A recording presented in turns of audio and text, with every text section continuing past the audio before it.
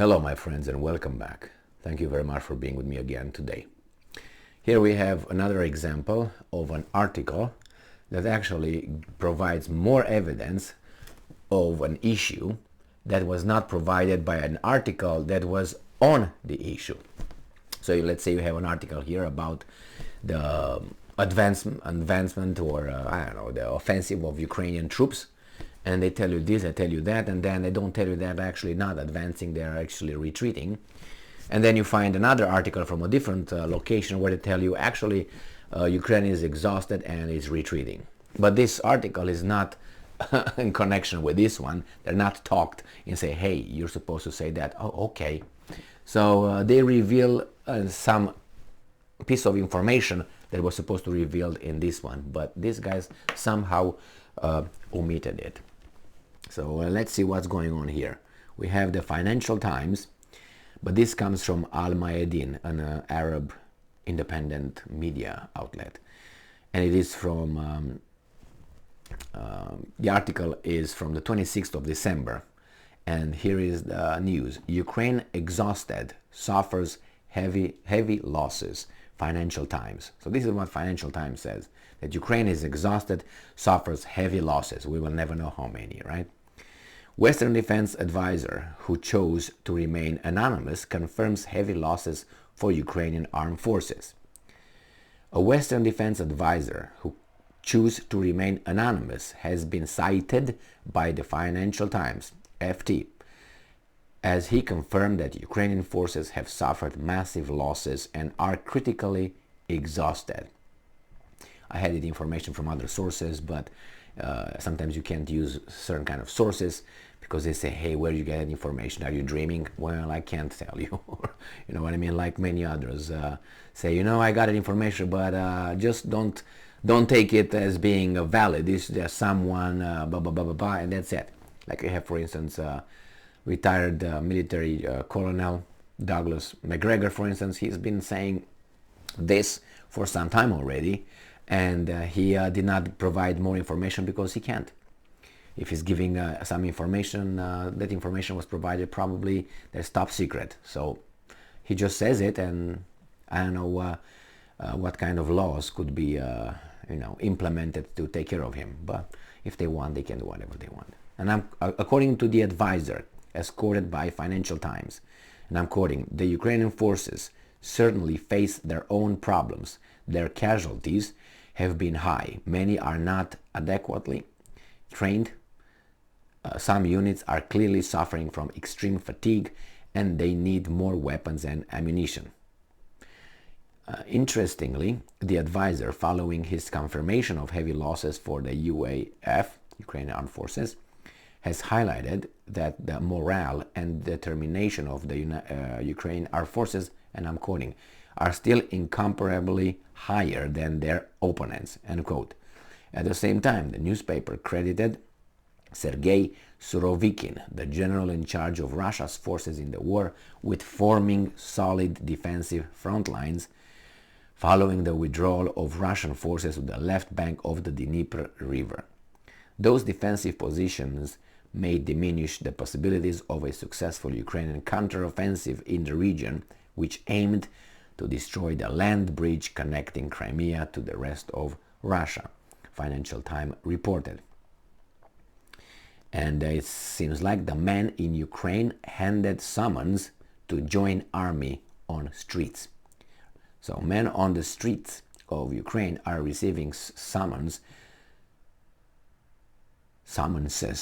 to the army as part of mobilization operation. Ukraine media reported on Sunday. So they're mobilizing the people, but they don't say anything about it. I don't know if they still have people to mobilize, but anyway, it seems like, or maybe just a stage event to show, hey, we still have, well, we'll see. A video of a group of soldiers encircling a civilian was shared on Telegram by the Strana news portal with a comment. Summons are being issued on the streets of the city of Dnipro, end quote. Such videos have been circulating more often despite statements made by the Ukrainian Defense Ministry that no new wave of mobilization is planned, according to the news portal. It is worth noting that Ukraine declared martial law and generalized mobilization at the start of the war in February and had them extended until February of the next year in November.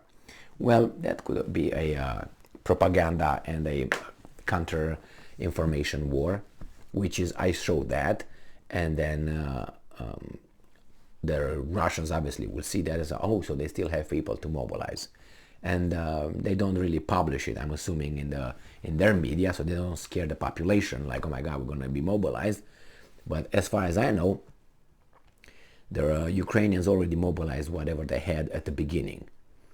And some individuals say that among them is Colonel McGregor, the Ukrainians have no more.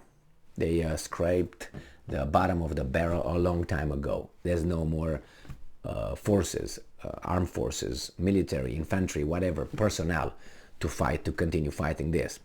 But do not worry, there are the volunteers. And the volunteers will be, or could be, some former military from other countries that just take their, let's say, whatever army suit they have. They get a volunteer army, they put here volunteer and a Ukrainian flag, and all of a sudden they're volunteers.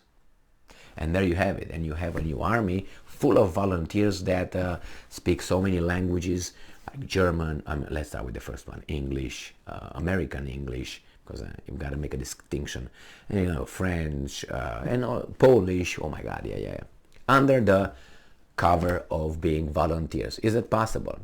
And they can show documents. I'm just going to tell you, they show documents that are volunteers in this army, but their accounts in their own countries you don't know about. So yes, on the paper in Ukraine they can show you, yes, we are paid, we are volunteers, and we are paid by the Ukrainian government from your taxes and my taxes. That's how it goes. Remember, they gave, I don't know how many hundreds of millions of dollars to take care of the Ukrainian government to function, okay, and for this and for that. So from our money, we sponsor the volunteers that will get checks at home from, you know what I mean? It's hard, and I'm not just a, I don't know, crazy Romanian mind here or brain. It's something that, this just comes like this, and it's been done before. And they're volunteers, legally volunteers. They're going to show you their, paperwork where they signed that we're not going to be paying more than the Ukrainian soldier, and we here because we love democracy and justice, and fight the evil Russians. But you don't know about that one, the other contract. I'm just saying, it's just an idea, just came around. Just woke up with, oh, maybe. Don't get fooled, my friends. Don't get fooled. Remember, if we can think of something to bypass certain kind of things, those guys thought of those many tens of years before, or dozens of years, just to be American. And I think you use dozens, we use tens. We being others than it seems like the English-speaking world. So anyway, the Ukraine will still have volunteers, and the volunteers army will be like this, and the Ukrainian army will be like this. Thank you very much for being with me again today. Stay strong, stay smart, look for the truth, and be just.